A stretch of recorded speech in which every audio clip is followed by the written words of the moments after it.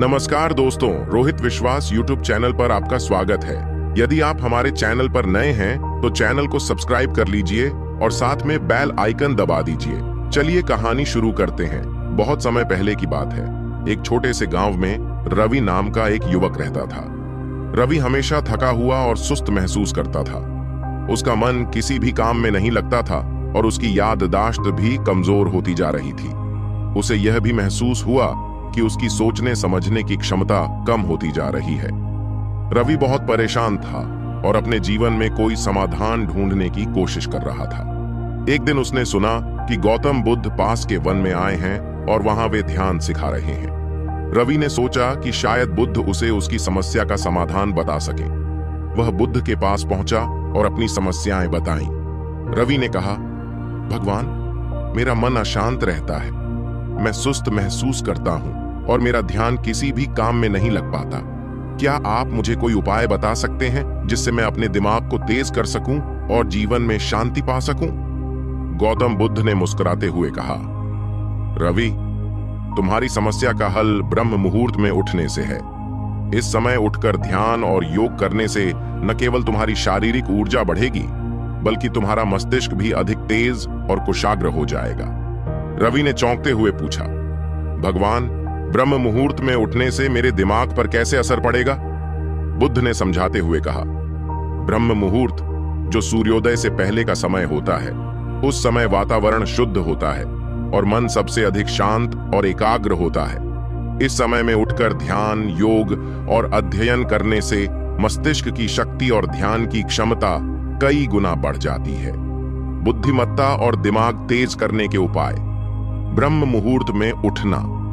बुद्ध ने कहा, ब्रह्म मुहूर्त में उठने से मस्तिष्क को ताजगी और ऊर्जा मिलती है। यह समय शारीरिक और मानसिक शांति के लिए सबसे उत्तम होता है।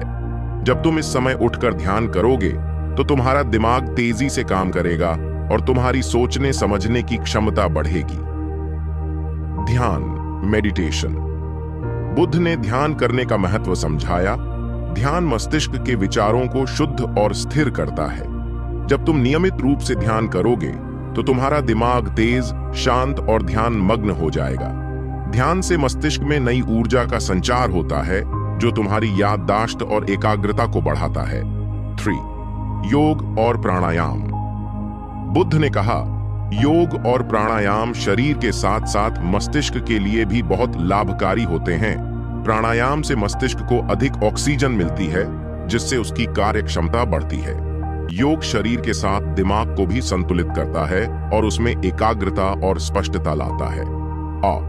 आहार और दिनचर्या।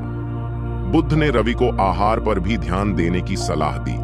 संतुलित और पौष्टिक भोजन दिमाग की कार्य क्षमता को बढ़ाता है।